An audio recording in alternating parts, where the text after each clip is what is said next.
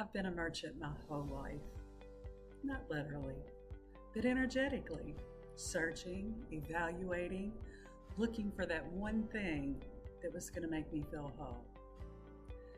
The marriage, the jobs, the partnerships, the businesses, everyone beautiful, but not the one. Jesus told a parable about a merchant who found fine pearls. And then one day, he found the pearl of great price, and he sold everything for it. This is that story, and it's about what you've been selling yourself for.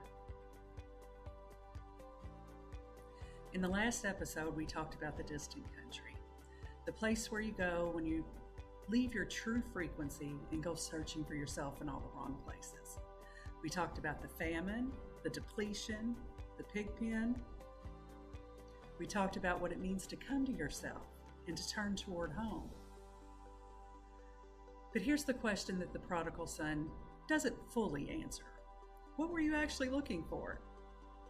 Jesus told another parable, a short one, just a couple of sentences, that actually answers that question with more precision than almost anything I've ever read. It's called the Pearl of Great Price. And when I read it through an energetic lens, it really undoes me, because I realized that I've been that merchant my entire life,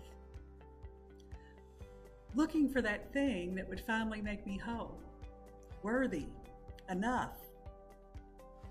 And I found a lot of pearls along the way, but none of them were the one. So Jesus said this, again, the kingdom of heaven is like a merchant looking for fine pearls. When he found the one of great value, he went away and sold everything he had to buy it. That's it. 2 sentences. The merchant has been in the pearl business his entire life. He knows quality. He's been evaluating pearls all his life. And then he finds it, the one, the pearl so far beyond everything he's ever seen that everything he owns becomes irrelevant by comparison. Traditionally, the parable is taught as a lesson about the value of the kingdom of God. When you truly encounter it, nothing else compares. You'll gladly give up everything to possess what matters the most. That's the surface reading. But energetically, this parable is about something far more personal. It's about you and what you've been selling yourself for. The merchant in this parable is your conscious awareness, the seeker in you, the part that's been searching your whole life for fulfillment, meaning, and alignment. The fine pearls are all the things you've tried. The relationships, the achievements, the roles, the identities, all the things you picked up believing this is it. This is the one that will make me whole. But the pearl of great price, that's your true self, your divine frequency, recognition of your own inherent worth.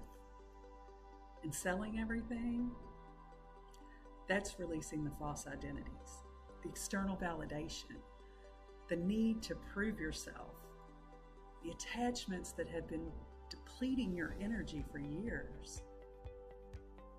Here's what that looked like in my life. I'd been that merchant my whole life. And I thought the first pearl was doing the right thing. Being a good woman, a responsible mother, a dutiful wife, even though there was no love. I had said yes to a marriage that didn't have love because I thought I was supposed to. I was pregnant. He gave me an ultimatum. I was afraid of judgment, afraid of being alone, afraid of failing with kids. So I built a life on obligation and called it a commitment. I had convinced myself it was enough, that marriage may not be about love, or happiness, and about commitment and kids, and doing what was right, about keeping the house standing. So for years I sold myself, my needs, my truth, my heart, to maintain a structure that looked like a marriage from the outside, but had no love holding it together. No shared finances, no dates, no connection, just performance, just duty, just two people fulfilling roles. But you can't build a pearl on a lie. And the lie was, this is what love requires. This is what sacrifice looks like. This is what being a good mother means. So I stayed for years, performing, abandoning myself, never asking for what I needed because the foundation was never love. It was fear.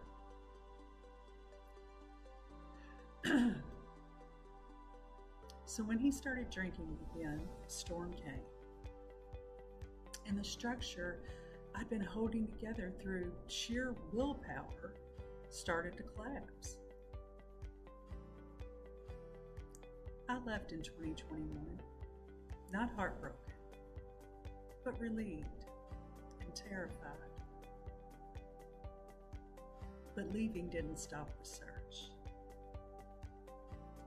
I thought the next pearl was financial stability, the high-paying job, the proof that I could stand on my own 2 feet, that leaving hadn't been a mistake, and that I was capable. Well, I lost that job. I thought the next pearl was the business. Started wholesaling real estate. But I hated it, and I quit. Then I moved into transaction coordination, operations, building something that proved I was capable, that I could create my own security. But it wasn't mine. It was just another performance. Then I thought the pearl was the partnership. If I could just help build the vision successfully, if I could just be valuable enough, indispensable enough, maybe then I'd feel like I mattered. I believed in that vision. I stepped in when all the other partners bailed. I honored those commitments, and I kept pushing through the foreclosures, through the threatened lawsuits, and even months where I couldn't pay my own bills. Because if it worked, if I won because I did the right thing, maybe then I'd feel successful. But guys, that's the merchant buying the wrong pearl. Again, not out of stupidity, out of an unhealed belief that worth has to be earned through what you produce. And then I moved, believing proximity would create the breakthrough, that being in the right place at the right time, with the right people, would finally be the pearl that made everything click. Well, I totaled the car, ended up at the Holiday Inn with everything I owned on the sidewalk in the rain.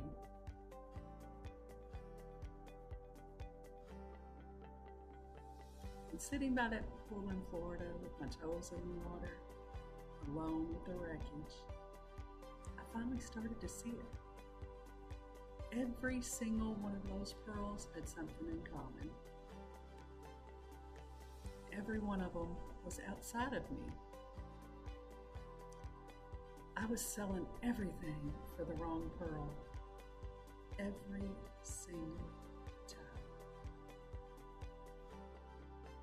the marriage that validated me, the job that proved my worth, the business that finally succeeded, the partnership that saw me the way I wanted to be seen. None of them was the one.